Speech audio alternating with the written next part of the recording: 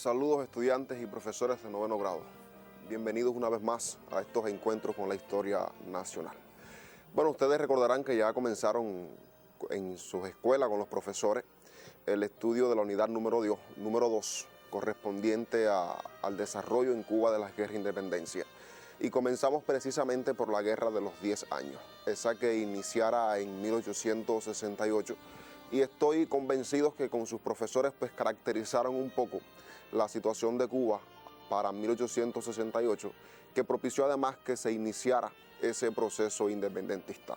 Pero me gustaría un poco, para entrar en el tema del encuentro de hoy, recordar junto a ustedes cuáles fueron aquellas ideas importantes que estudiaron en las escuelas con sus profesores. Recuerden, muchachos, que para 1868, es decir, la segunda mitad del siglo XIX, como pueden ver en pantalla, pues la economía de nuestro país era un poco diversa, sobre todo por las situaciones en que se daba ese desarrollo económico atendiendo las diferentes regiones del país.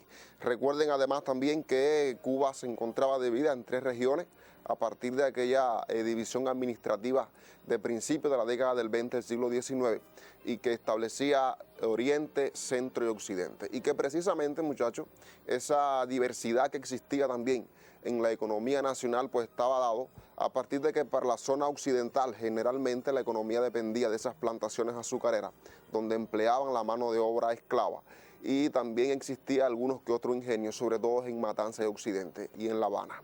Pero ya para el centro y el oriente del país la situación era más difícil. Incluso todavía la producción de azúcar se realizaba en estas regiones con algunos trapiches. Recordarán ustedes que los trapiches fueron aquellas primeras técnicas que se introdujo en Cuba para producir el azúcar, además muy rudimentaria. Y esto también va a traer como resultado que la crisis económica, muchachos, de 1867, pues tenga mucho más repercusión en la zona oriental. Como quiera la zona occidental pues tenía más desenvolvimiento económico, aunque también afectó, pero entiendan que los hacendados del occidente pudieron un poco que subsistir más a esa crisis económica, no tanto así para la zona oriental del territorio nacional. Recuerden también cómo ese fracaso de la Junta de Información de 1867, donde los criollos cubanos fueron allá y también hicieron algunas que otras demandas, eso va a traer como resultado que se agudice un poco más la situación política del territorio nacional.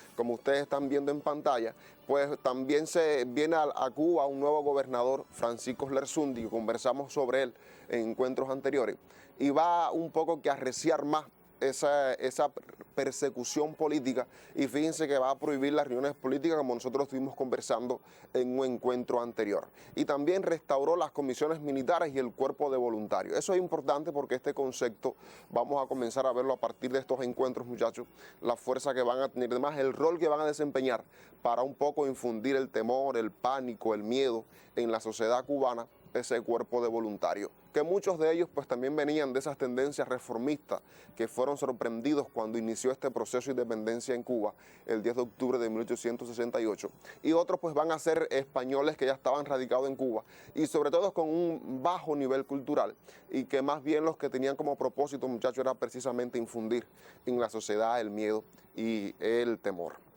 Por tanto, nuestro apóstol nacional caracteriza ese periodo allá acercándose a 1868 en el escrito martiano del cuaderno Martiano II, con Césped de Agramonte. Dice José Martí: ¿quién no conoce nuestros días de cuna? Es decir, aquellos momentos en que todavía estábamos nosotros al servicio, además sumisos a esa metrópoli española. Fíjense cómo Martí define, muchachos, y caracteriza esa situación. Nuestra espalda era llaga y nuestros rostros recreo favorito de la mano del tirano. Ya no había paciencia para más tributo, ni mejilla para más bofetones. Está dando idea José Martí de que esas contradicciones que se venían acumulando, muchachos, de siglos anteriores, pues estaban llegando a su máxima expresión. Esa diferencia en cuanto al pensamiento entre peninsulares y criollos estaba llegando a su máxima expresión. Ya los cubanos pues no podían seguir resistiendo más esa cruel explotación a lo que eran sometidos, y sobre todo también esa persecución económica, política e incluso, muchachos, también en lo cultural, porque no todos los cubanos del siglo XIX para 1868 pues tenían acceso a las instituciones culturales que ya se habían creado y se habían fundado en nuestro territorio nacional. Pues sin lugar a dudas, esas contradicciones, recordarán ustedes con sus profesores, pues trajo como consecuencia entonces el grito de la de Majagua, ese alzamiento valiente, además corajudo y decidido, de Carlos Manuel de Céspedes al proclamar la independencia de Cuba. Ese 10 de octubre, muchachos, que marca en nuestra historia el inicio de la revolución que es continua. Nuestro comandante en jefe, Fidel Castro, ha dicho que en Cuba ha habido una sola revolución, ¿verdad? Esa que inició Céspedes el 10 de octubre y que nuestro pueblo en nuestros días pues lleva adelante. Todas esas condiciones que les comenté hasta este momento pues fueron e hicieron posible y crearon además las posibilidades para que ese 10 de octubre de 1868 Céspedes llamara a sus esclavos, le diera la libertad y además lo invitara a la lucha. Y marca precisamente esa acción, ese hecho, muchachos, marca el inicio de la guerra de los 10 años. Ciudadanos, hasta este momento habéis sido esclavos míos. Desde ahora, sois tan libres como yo. Cuba necesita de todos sus hijos para conquistar la independencia. Los que me quieran seguir, que me sigan. Los que se quieran quedar, que se queden. Todos seguirán tan libres como los demás. Y sin embargo, también nuestro apóstol nacional José Martí hace una valoración de Céspedes con respecto a ello. Dice Martí, y no fue más grande cuando proclamó a su patria libre, sino cuando reunió a sus siervos y lo llamó a sus brazos como hermanos. Fíjense qué conceptos, muchachos, tiene José Martí. Y le da ese valor extraordinario a Céspedes, porque recuerden que los esclavos no eran considerados personas. Los esclavos en todas las sociedades esclavistas eran considerados, muchachos, objetos parlantes. Solamente estaban utilizados para el trabajo que realizaban. Por eso es que constantemente se maltrataba e incluso a muchos le causaba hasta la muerte. Y ese acto de Céspedes de llamar a los esclavos, darle la libertad e invitarlos, fíjense el criterio que asume José Martí, ya sé que lo hace llamar como hermano, ¿verdad? Y es un acto que José Martí engrandece mucho en Carlos Manuel de Céspedes. Además, nuestro comandante en jefe también ha dicho que esa acción de Céspedes de dar libertad a los esclavos pues fue también una acción valiente y decidida, porque de los esclavos dependía, sin lugar a dudas, esa evolución de la economía del siglo XIX. Hemos querido hacer este preámbulo para entender un poco lo que vamos a estudiar en el encuentro de hoy. Porque tal vez usted se estará preguntando, profesor, ¿y qué pasó? ¿Qué pasó una vez ya Céspedes de haber proclamado la independencia allí en la de Majagua? ¿Qué pasó después que Céspedes les dio la libertad a los esclavos? ¿Cuántos se unieron? ¿Pudieron algunos asumir eso y unirse a ellos? Bueno, sobre esas interrogantes y otras vamos a estar conversando en el encuentro de hoy, porque lo vamos a dedicar esencialmente a dos acontecimientos importantes. A uno, a su primera acción armada de ese naciente Ejército Libertador. Y segundo, también a esa gran primera victoria de la Guerra de los 10 años, que fue la toma de Bayamo. Entonces, sin más preámbulos, te propongo que veamos el tema de la clase de hoy. Vamos a estar conversando sobre el ataque a Yara y la toma de Bayamo.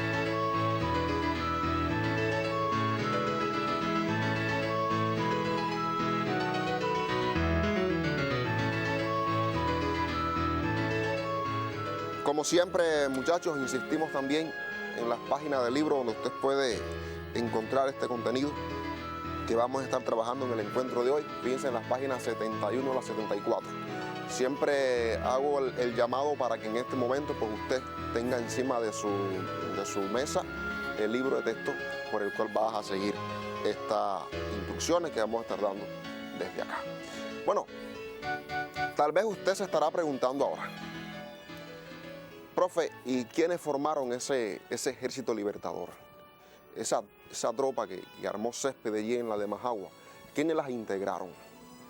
¿Quiénes se sumaron a Céspedes allí en la de Majagua en 1868? Estoy convencido que usted con su profesor estudió que el alzamiento estaba previsto para el día 14 de octubre, ¿verdad? Sin embargo, por condiciones y por situaciones ajenas a la voluntad de los organizadores, hubo que adelantarlo, porque se había ya filtrado la información del levantamiento y Céspedes pues tenía orden de apresamiento. Y se produce el 10 de octubre de 1868 ese alzamiento, la de Majagua, el inicio de la guerra de los 10 años. Pero ¿quiénes formaron ese ejército libertador? Fíjense, como pueden observar, claro, fue un ejército libertador que está conformado, y ya yo sé que usted iba arribando a conclusiones, Primero, importante, esclavos. Muchachos, muchos esclavos se sumaron al llamado de Céspedes y formaron parte de ese ejército libertador de 1868. Claro, no todos lo aceptaron, muchos decidieron irse y ser libres. Céspedes le dio ese derecho. Pero sí muchos asumieron y aceptaron y además se unieron a ese ejército. También mestizos y negros libres. Además, algunos ricos y terratenientes también se sumaron a esa guerra, sobre todo muchachos de la región oriental del país, que vamos a conversar sobre ello. Pequeños propietarios rurales, artesanos y campesinos. Si usted se da cuenta, pues está viendo que este ejército libertador tiene una conformación bastante diversa en cuanto a la procedencia social. Pues estás viendo que hay personas que eran esclavos y que son libres ahora, ricos terratenientes, pequeños propietarios, artesanos, campesinos. Es decir, la conformación de este ejército libertador, pues estado también, muchachos, por aquellas capas populares de la sociedad cubana. Te damos un segundo para que puedas tomar nota.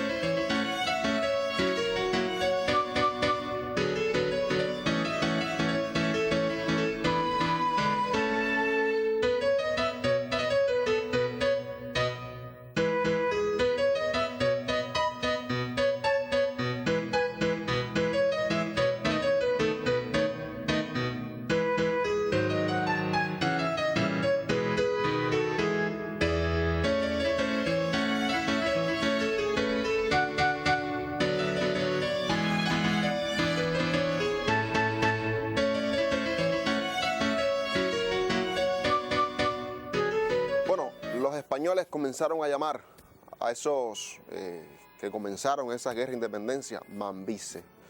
¿Y por qué los llamaron mambises? Cuando los españoles comenzaron a ampliar ese concepto. Estoy convencido que usted ha escuchado bastantes veces en los muñequitos del Pidio Valdés esa expresión de mambises, ¿verdad? Insurrecto. Bueno, precisamente son manifestaciones en que los españoles pues, van a referirse también a estos cubanos que se alzaron en 1868. Y para conocer un poco sobre por qué se llamó mambises, te propongo entonces, muchachos, la sección Clio Curiosidad.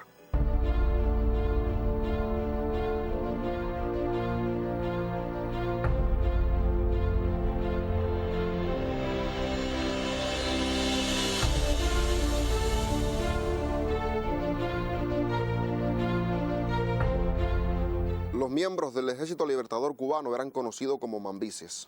Mambí es un vocablo de forma sustantiva y adjetiva aplicado al cubano separatista contra España, especialmente al que luchaba en armas por la cesación del coloniaje y el advenimiento de la independencia nacional. Los españoles comenzaron a usarla en Santo Domingo contra los dominicanos que no se sometieron a su gobierno a mediados del siglo XIX. Mambí quería decir insurrecto, bandido, criminal, revoltoso, infame, malo. Esa denominación despectiva pasó a ser apelativo honroso. Pero miren quién va ahí, ese pillo manigüero.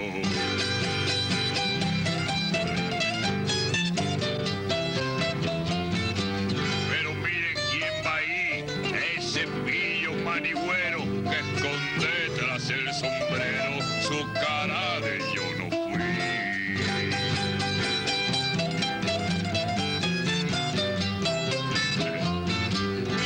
Apurado de aquí como una faraje chiquilla.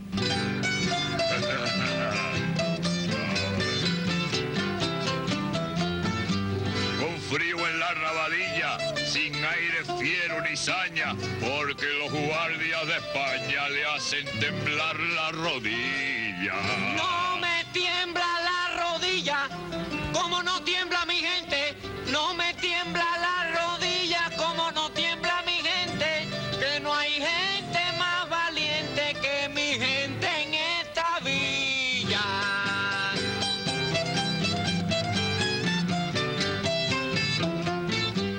Si están sanas tus costillas y no quieres verlas rotas, trágate tus palabrotas sucias de fango extranjero. Pues tu lengua pendenciero lame a los panchos la bota.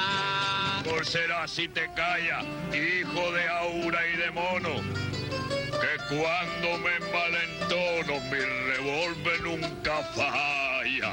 Tampoco mi brazo falla cuando yo empuño el machete. Te digo que me respete. No respeto a una limaña que ven España, saca cobarde, soquete. Interesante, ¿verdad?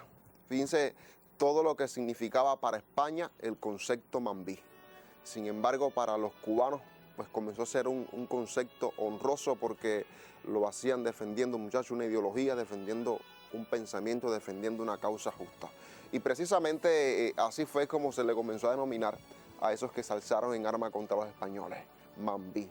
Yo creo que los muñequitos del Pío Valdés, pues imágenes que han ido acompañando este comentario, pues también ustedes, muchachos, han visto constantemente cómo, ¿verdad?, los españoles pues se refieren de esa manera a los mambíes cubanos. Le propongo entonces continuar con nuestro encuentro. Ahora, usted se estará preguntando, profesor, ¿y cuáles van a ser las primeras acciones armadas del Ejército Libertador? De ese ejército que se formó allí en la de Majagua el 10 de octubre de 1868. Fíjense, en el mapa que están viendo en pantalla, se está mostrando la ruta en que va a seguir ese Ejército Libertador desde la de Majagua, donde Céspedes da libertad a los esclavos, hasta que llegaron a Bayamo, que va a ser su primera acción de importancia en la Guerra de los 10 años. Pero sin lugar a dudas, muchachos, la acción primera, además de este Ejército Libertador, va a ser precisamente el ataque a Yara. Yara, que es un poblado que contaba apenas con unos 600 habitantes, además no tenía fortificación. Los españoles que la custodiaban eran una minoría, de tal manera que Céspedes consideró que tenían condiciones incluso para asaltar esa ciudad, ese barrio, y además tener la victoria. Lo cierto es que también Céspedes envió a esa ciudad un emisario para pedir la rendición pacífica sin necesidad, muchachos, de algún que otro enfrentamiento.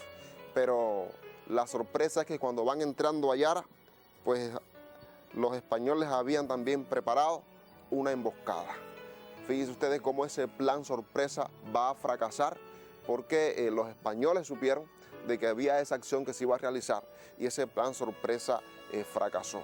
Y cuando comenzaron a gritar de viva Cuba, pues fueron recibidos entonces por balas enemigas. Y esa fue, muchachos, la primera derrota, el primer enfrentamiento de los cubanos, de los mambíes cubanos contra esa colonización española. Nuestro comandante en jefe, en varios de los discursos que ha realizado en el aniversario 100 de las luchas por la independencia, en ese acto que se celebró, pues también nuestro comandante en jefe se refiere a esa acción. El historiador cubano, profesor de profesores, el profe Horacio Díaz Pendá, muchachos, hizo esta compilación que se titula el libro Fidel Castro, 5 textos sobre la historia de Cuba. Un libro además que te estoy retando porque la empresa Cinesoft pues también ha elaborado una colección titulada Historia Patria, y precisamente en esa colección Historia Patria pues se encuentra digitalizado en forma de software este libro. Y precisamente en este libro, muchachos, está ese discurso en que va a desarrollar Fidel Castro en la velada por los 100 años del inicio de la guerra por la independencia. Y allí Fidel Castro, hablando sobre los sucesos en Yara, expresa lo siguiente: la naturaleza nos someterá una vez más a una pequeñísima prueba. Si recordamos que precisamente después de la proclamación de la independencia de Cuba, cuando los primeros mambíes se dirigían hacia el pueblo de Yara, también aproximadamente a la misma hora, un copioso aguacero realizó con ellos el primer precedente de sacrificio. Y que, por cierto, como nuestros primeros mambíes en aquellos instantes no poseían más que unas cuantas escopetas de cartucho, ahí iban a realizar su primer combate, el agua mojó los cartuchos y las armas no pudieron disparar aquella noche en que se derramó también la primera sangre cubana en la lucha de los 100 años. Fíjense, muchachos, cómo nuestro comandante en jefe pues recrea un poco las condiciones en que esos primeros mambíes realizaron su primera acción armada. Primero, el armamento con el que contaban, muy inferior al de las tropas españolas. Segundo, las condiciones del clima, fíjense, bajo un aguacero. Y además fueron sorprendidos también en esa ciudad y se dispersó las tropas. Lo cierto es que constituyó entonces el primer revés del Ejército Libertador. Pero ante esa dispersión, muchachos, de esas tropas mambisas, lograron reunirse 12 personas. Y uno de ellos exclamó de que todo estaba perdido. Y ante esa expresión, Carlos Manuel de Céspedes expresó: aún quedamos 12 hombres, bastan para hacer la independencia de Cuba. Expresa aquí, muchachos, la decisión inquebrantable de continuar esa lucha a toda costa. La primera derrota, las tropas se dispersaron, lograron reunirse 12 hombres, uno de ellos exclamó que todo estaba perdido. Sin embargo, la confianza en la victoria la expresó Céspedes cuando dijo que con 12 hombres era posible hacer la independencia de Cuba. Y lo cierto es que ese número significa 12, pero lo podemos ver cómo ese número se fue multiplicando, porque en la medida que se iban dando estos acontecimientos, también otras regiones del oriente del país se fueron sumando a esa guerra de 1868. Por tanto, ¿qué trascendencia histórica tuvo este acontecimiento de Yara? Les propongo entonces que tomen en su libreta los siguientes elementos.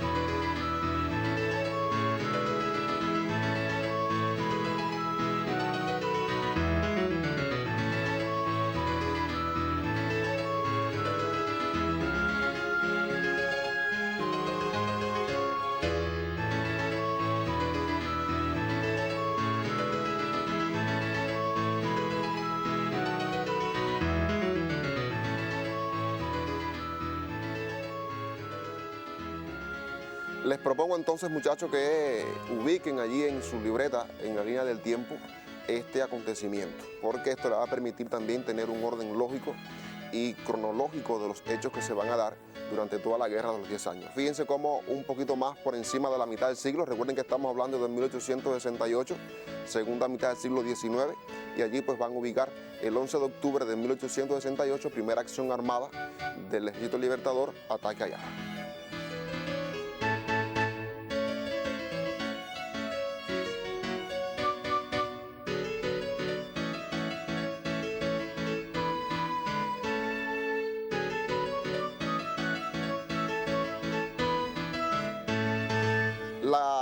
La guerra que comenzó Carlos Manuel de Céspedes, allí con ese alzamiento en la de Majagua, y además también se le conoce en nuestra historia, muchachos, como el grito de Yara.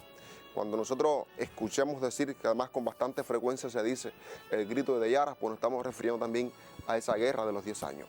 También tuvo eco, sobre todo en la región oriental del país, y muchos se fueron incorporando a esta guerra, y para el 13 de octubre de 1868, pues Donato Mármol y Calixto García pues van a tomar las ciudades de Jiguaní, Santa Rita y Baire, mientras que Vicente García va a estar entrando victoriosamente también a la ciudad de Las Tunas. Pueden darse cuenta, muchachos, cómo ya esto va a ir alcanzando extensión en esa zona oriental. Además, estamos hablando, estas personalidades que ustedes ven en pantallas, pues también son figuras adineradas de la región oriental, y como esos terratenientes pues también se van a sumar a esa guerra de independencia de 1868. Sin lugar a dudas, pues la incorporación de ellos va a traer como resultado un poco que las tropas españolas, muchachos, comiencen a dispersarse y no estén concentradas solo en un territorio. Y eso también hacía un poco más factible el desarrollo de esa guerra de 1868. También una incorporación importante a esa guerra y a las tropas de Carlos Manuel de Céspedes, porque además el 11 de octubre esa primera derrota dejó amedrentado ese ejército libertador, pero el día 12 de octubre se le va a incorporar con 300 hombres Luis Marcano. Luis Marcano, que además es de origen dominicano, y él poseía conocimientos militares, y va a ser precisamente Luis Marcano, muchachos, quien le va a dar una preparación y organización militar a ese naciente ejército libertador. Y un poco que va también Céspedes a nombrarlo jefe de operaciones con el grado de teniente general. Yo creo que la incorporación de Luis Marcano a esas tropas de Carlos Manuel de Céspedes, pues sin lugar a dudas, también le da un sentido de más organizativo a ese naciente ejército, sobre todo en esas tácticas militares. Reitero la idea para que la fijen, de que sus primeros integrantes pues eran precisamente esclavos, negros y mestizos libres, algunos terratenientes ricos, pero carecían totalmente, muchachos, de experiencia militar. Eso va a tener como resultado eso al cabo de los 10 años, una de esas causas que va a propiciar también el fracaso de la guerra, porque no había esa experiencia militar. Y además también no hubo un periodo de preparación para esa guerra de los 10 años. También, sin lugar a duda y de vital importancia, muchachos, va a ser precisamente el encuentro que va a tener Carlos Manuel de Céspedes el 15 de octubre de 1868 con Perucho Figueredo, en la localidad conocida, como usted puede ver aquí en el mapa, como Barranca. Y allí porque Perucho Figueredo también una personalidad importante de la región oriental, también de esa región del Bayamo, además músico, reconocido también en la ciudad, pues allí van a comenzar a organizar ellos, muchachos, la acción para tomar la ciudad de Bayamo. Va a ser precisamente allí donde se va a dar los primeros pasos de organización para ocupar la ciudad de Bayamo. La segunda acción de importancia del Ejército Libertador. Pero, ¿qué pasó entonces en Bayamo? ¿Cuáles fueron los resultados? Claro, ya en Bayamo la situación fue diferente, porque las tropas pudo entrar, muchachos, victoriosamente, ocupar la ciudad de Bayamo. Fíjense que el día 18 de octubre comienzan los enfrentamientos y el día 20 de octubre las autoridades españolas pues se rinden y Bayamo queda en manos de los insurrectos, de esos mambises que les comenté anteriormente, ¿verdad? De esos hombres y mujeres que entraron allí victoriosamente con la primera ciudad libre de Cuba de la Guerra de los 10 años. Y va a ser precisamente en Bayamo donde se va a establecer ese gobierno provisional. Y va a ser el 20 de octubre de 1868 en que se va a tomar la ciudad de Bayamo por las tropas mambisas, dirigidas por Carlos Manuel de Céspedes y también Perucho Figueredo. Y va a ser precisamente ese día, muchachos, en el que se va a cantar por vez primera en nuestra historia el himno nacional, la bayamesa, lo que tenemos hoy como himno nacional. Allí en ese acto de júbilo, de alegría, de satisfacción, porque además están proclamando Bayamo como primera ciudad libre del territorio cubano. Espero que también en este momento pues esté allí en tu línea del tiempo, ubicando este importante suceso. Ahora, ¿qué importancia tuvo este acontecimiento, este suceso? Pues claro, la importancia histórica que va a tener esta acción es que va a representar, sin lugar a duda, el primer triunfo importante de ese ejército naciente. Segundo, Bayamo se va a convertir en la primera ciudad libre de Cuba y además pasó a ser el centro del gobierno provisional encabezado por Carlos Manuel de Céspedes. En el libro de texto usted puede resumir otras ideas. Fíjense que durante los 3 meses que duró ese gobierno provisional allí en Bayamo, pues muchachos, Céspedes adoptó medidas importantes, que incluso dentro de esa medida, en ese gobierno provisional, va a estar la presencia también del español. Un poco para que se vaya viendo, como bien se expresa ahí en el manifiesto del 10 de octubre, que la intención es también alcanzar una independencia total de la nación con la participación de todos los miembros de la nación cubana. Te damos un segundo más para que puedas resumir en tu libreta estas ideas.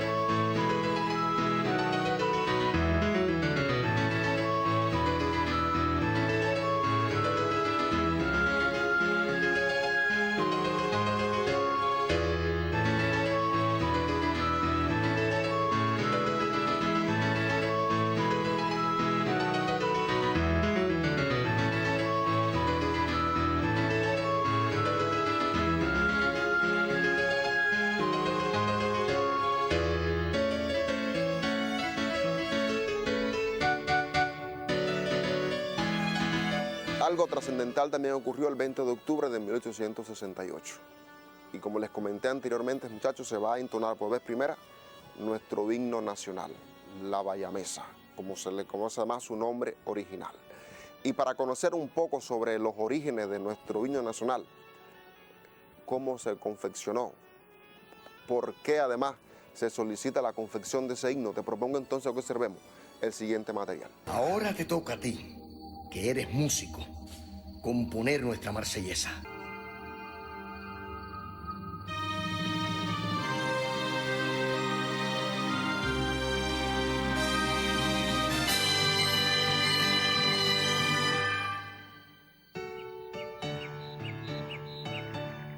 Le felicito, don Pedro Figueredo. Es una marcha original. Subyuga, conmueve. Hasta ahora no he encontrado nada semejante en este género. Gracias, maestro Muñoz. Pero voy a necesitar un favor suyo. Lo que usted pida. Quiero darles una sorpresa a mis amigos. Por tanto, voy a pedirle que nadie más la escuche hasta el día de su ejecución. ¿Me lo promete?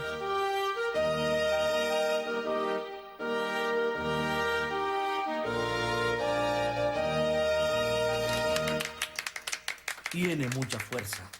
Hasta podría decirse que parece una marcha. Es una marcha religiosa, maestro.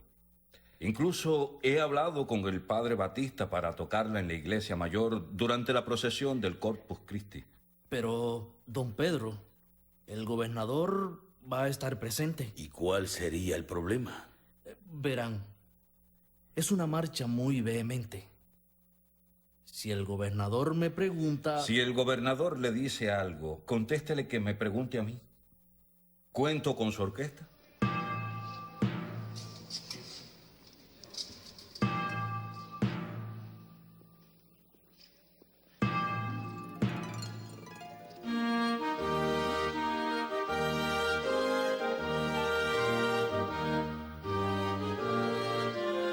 ¿Qué clase de música es? Una marcha que compuso Perucho Figueredo en homenaje al Señor.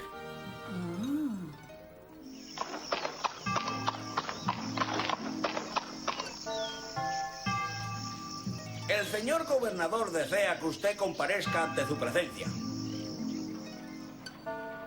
¿Me puede explicar qué clase de música es esa? Verá, es una marcha compuesta por el señor Figueredo. Él me la facilitó para que la tocara. Pues ya hablaremos con el señor Figueredo. ¿Usted dirá? Se ha excedido, señor Figueredo. Su marcha no tiene nada de religioso y sí mucho de patriótica. ¿Me puedo sentar?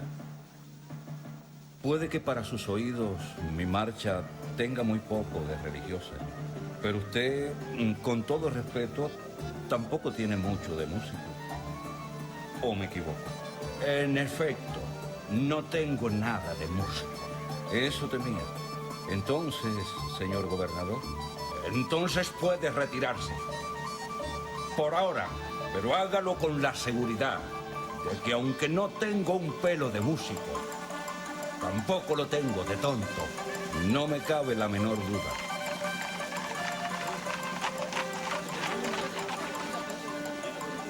¡Don Perucho! ¡La letra! ¡La letra, Perucho! ¡Señor Perucho, la letra! ¡La letra, Perucho! ¡Perucho, la letra! ¡La letra, la letra! Al combate corred, vaya meses, que la patria os contempla orgullosa. No temáis a una muerte gloriosa, que morir por la patria es vivir. Además, esta fecha, muchachos, es conocida en nuestro país como el Día de la Cultura Nacional. En 1980, pues se declara el 20 de octubre como el Día de esa Cultura Nacional. Y es precisamente porque ese día se canta por primera vez el himno nacional, la Bayamesa, como también es el nombre original de nuestro himno.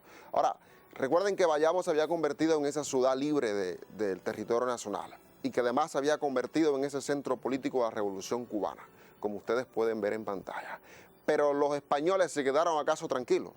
¿Estuvieron conformes con eso? Claro que no. Y comenzaron yo también a hacer todo lo posible, un poco para recuperar la ciudad de Bayamo.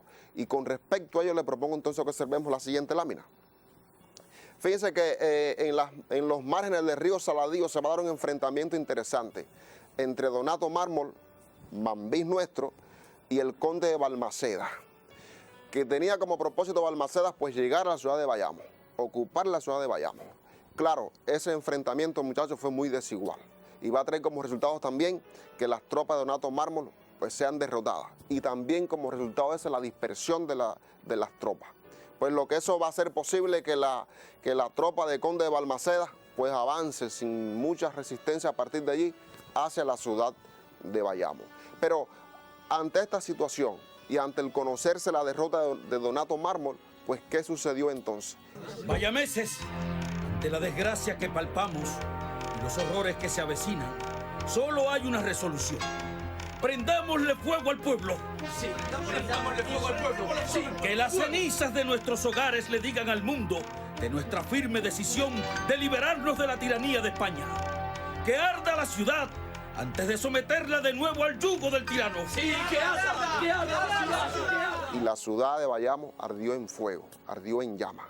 Claro, porque esa fue la decisión decidida, además la decisión más valiente que asumieron, y que se va a convertir esto también en una tradición histórica, porque además se van a dar procesos como este después en Guáimaros, en Las Tunas. Prefieren incendiar la ciudad, muchachos, antes de ser sometidos una vez más a las tropas españolas. ¿Qué ha hecho Maceo Chamorro, por Dios? He cumplido. Mi casa arde por mis propias manos.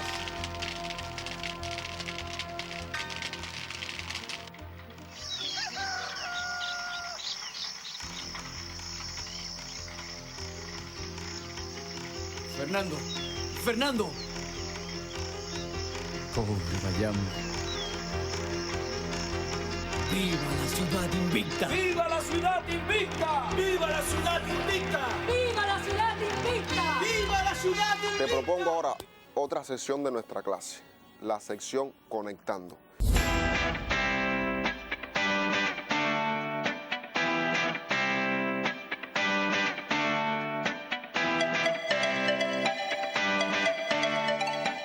Localiza en el laboratorio de informática la colección Historia Patria, el software Incendio de Bayamo, la sesión Visita Guiada, el video Consecuencias del Incendio. A partir de la observación valora la actitud de los bayameses de incendiar la ciudad antes que ser sometidos una vez más.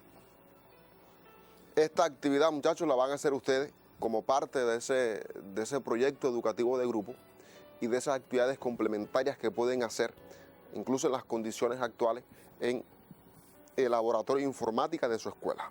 Van a contactar con el técnico de informática, le van a solicitar la colección Historia Patria y sobre esa colección el software educativo Incendio de Bayamo. Y cuando estén en ese software educativo, entonces van a ir a la sesión Visita Guiada, el video Consecuencias del Incendio, y van a observar ese video. Y a partir de la observación del video, entonces van a valorar ustedes la actitud de los bayameses de incendiar la ciudad antes que ser sometidos una vez más. Fíjense que es importante que usted entienda que para hacer esta actividad pues debe consultar el laboratorio de informática de su escuela, localizar esta colección Historia Patria y el software Incendio de Bayamo. Te doy un segundo para que puedas tomar nota.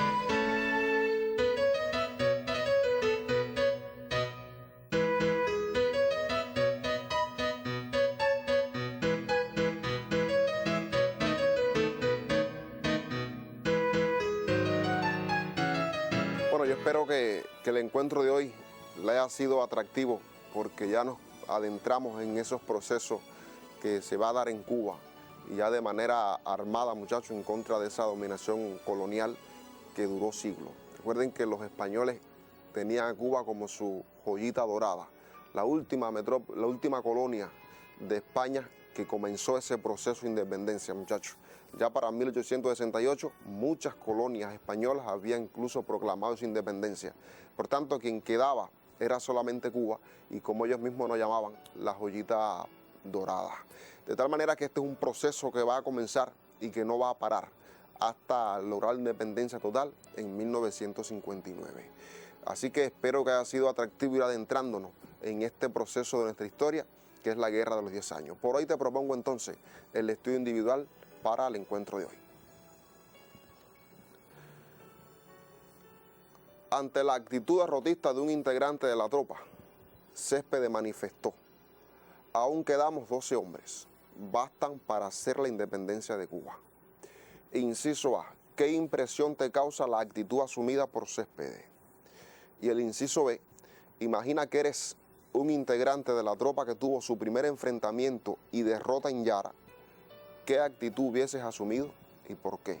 Fíjense que la intención es que pienses, muchachos, y que no hagas esta tarea a la ligera. Y que no la hagas solamente para cumplir con la tarea, sino que pienses un poco.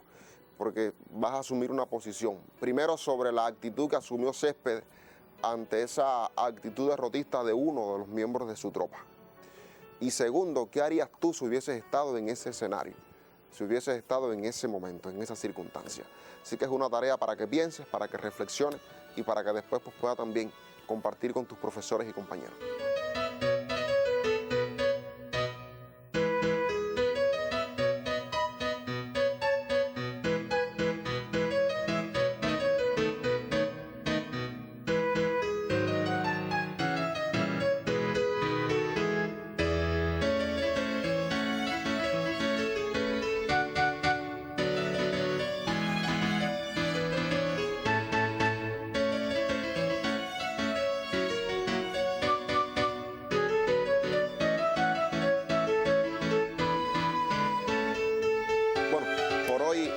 Se nos acabó el tiempo.